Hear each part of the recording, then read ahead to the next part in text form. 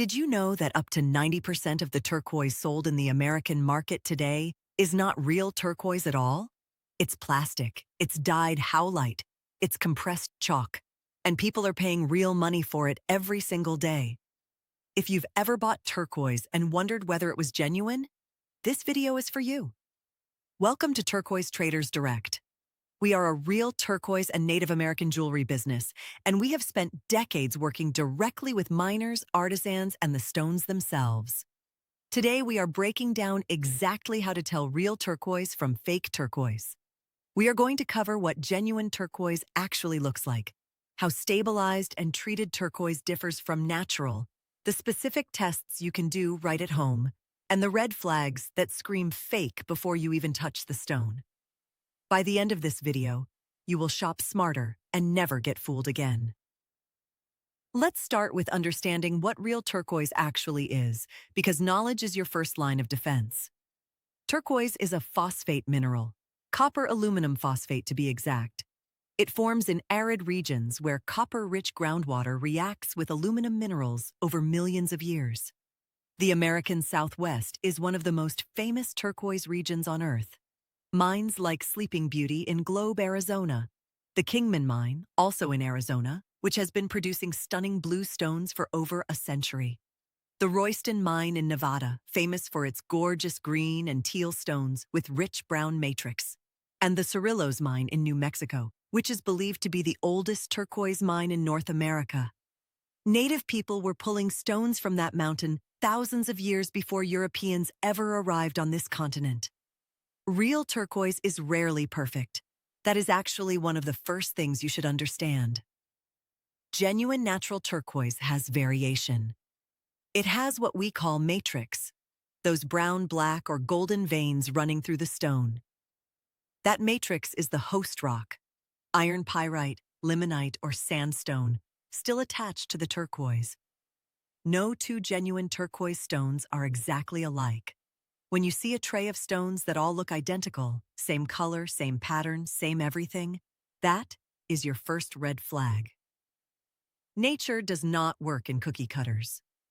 Now let's talk about the spectrum of turquoise quality, because this is where a lot of people get confused, and where sellers sometimes mislead buyers. There are actually 3 categories you need to know. First is natural turquoise. This is the purest form. It comes out of the ground, gets cut and polished, and nothing else is done to it. It is hard enough to hold a polish on its own. This is the rarest and most valuable kind. It represents maybe 5% of the turquoise on the market today. Second is stabilized turquoise. This is genuine turquoise that was too soft or porous to use on its own, so it has been injected with a clear resin under pressure to harden it.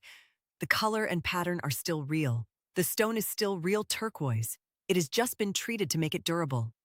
Most high-quality Native American jewelry is made with stabilized turquoise, and there is absolutely nothing wrong with that, as long as the seller tells you. Reputable dealers always disclose stabilization. Third is treated or enhanced turquoise. This is where you get into gray areas. Some turquoise is dyed to improve its color. Some is coated with wax or plastic.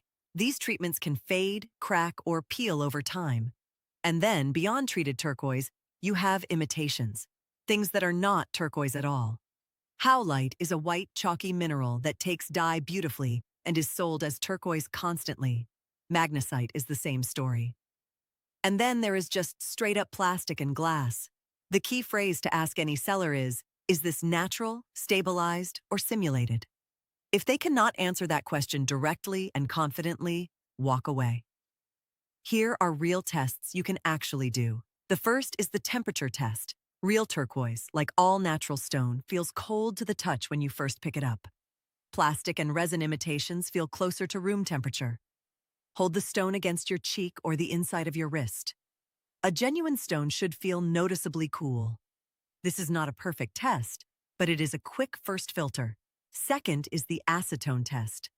Dyed howlite or dyed magnesite will sometimes lose color when you rub it with a cotton ball soaked in acetone. Nail polish remover works great. Gently rub an inconspicuous spot. If color transfers onto the cotton, the stone was dyed and is almost certainly not real turquoise. Natural or stabilized turquoise will not react to acetone at all. Third, look at the weight. Real stone has significant heft to it. Plastic is noticeably lighter. Pick up the piece and feel the weight in your hand. If it feels almost weightless, be suspicious. Fourth, look at the surface under magnification.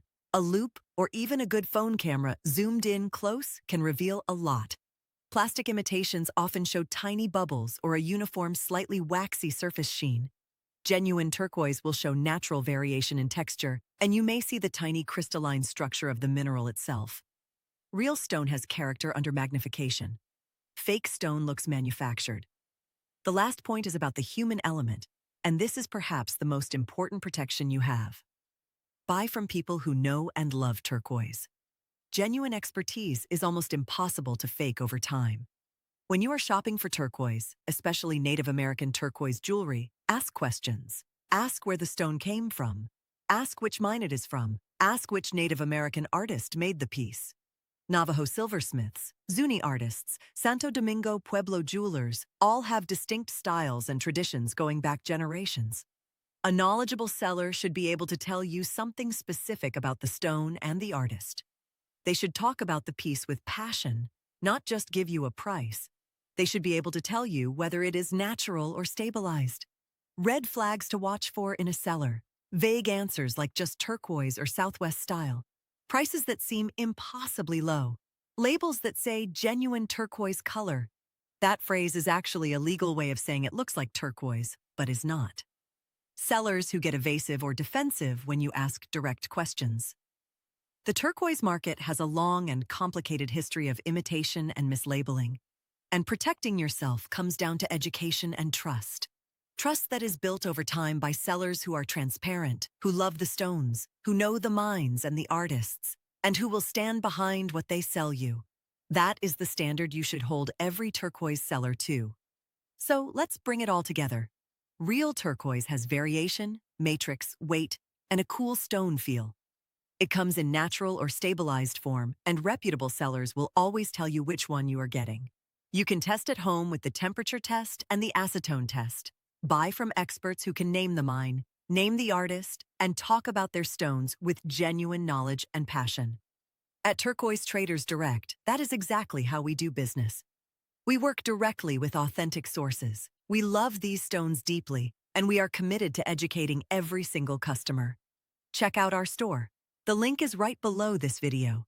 We have natural and stabilized turquoise from some of the most famous mines in the Southwest, and genuine Native American sterling silver jewelry from talented artists with real stories behind every piece.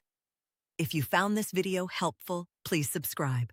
We post new turquoise education every week. And drop a comment below telling us your turquoise questions. Have you ever bought something that turned out to be fake? We want to hear your stories. We will see you in the next video.